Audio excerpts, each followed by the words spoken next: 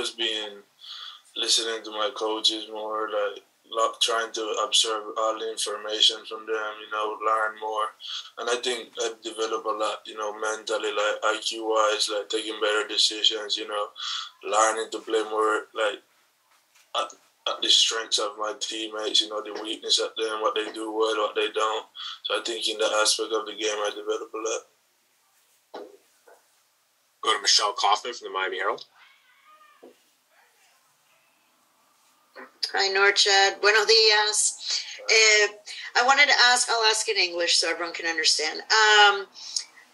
Going up against NC State now, DJ Burns, Coach L was just talking about him, that I just looked him up. He's 6'9" and 275 pounds. Can you talk about the matchup, going up against him? And in general, what are you expecting from NC State? What do you think is going to be the biggest challenges of NC State? NC State is a great team, like every team in our conference. This is something Coach Ed told me about coming into the ACC, that every night in and night out, the competition is going to be hard, so we just got to prepare mentally, body-wise.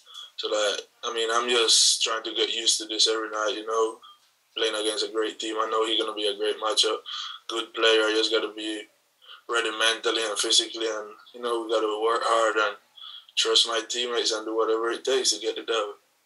I want to ask a follow-up. What's been the biggest adjustment?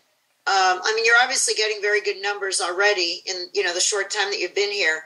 But what's been the biggest adjustment going from Sunbelt to, starting in the ACC now? What do you think is going to be the biggest adjustment?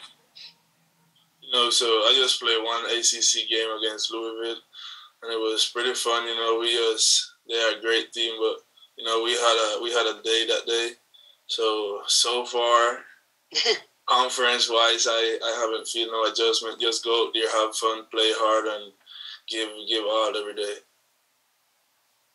Go to Wyatt Kopelman from UMTV.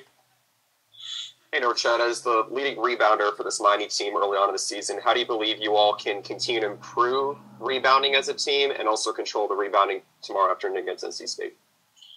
Just gang rebounding. Everybody on my team are athletic. Like, even the short guys, I know they can rebound. You've seen them. So, we've been working on that in practice because, we know we lack a little height. But, what we lack in height, we have it in heart. So, we just keep working on that. Gang rebound, make a bubble around the rim when the ball goes up and, do whatever it takes to get the rebound. Zuby? Norchad, I just want to ask you something away from NC State. Coach Art Alvarez from Miami Prep, just how important that relationship you have with him and all that. Just talk to me about you and him real quick. Me and Coach Art relationship just go way back. Since I came to Miami the first time to play at Miami Prep, he's one of my mentors, someone that I look up to, being supporting me since day one. And, he's just someone that, I appreciate a lot. Everything he had done for me and, he keep doing. He's just great guy. The advices he give me, the support he grant me with, just a nice relationship that is going to go a long way. Go back to Wyatt. Norchad, a couple of weeks ago, Coach Irving mentioned how tall the underclassmen on this team are, particularly the freshmen. How have you enjoyed being able to measure them thus far and introduce them to what it takes to compete in the ACC, even though the ACC hasn't gotten fully underway yet? I'm sorry, Ken. You repeat the beginning of that question. I didn't get it that way. No worries.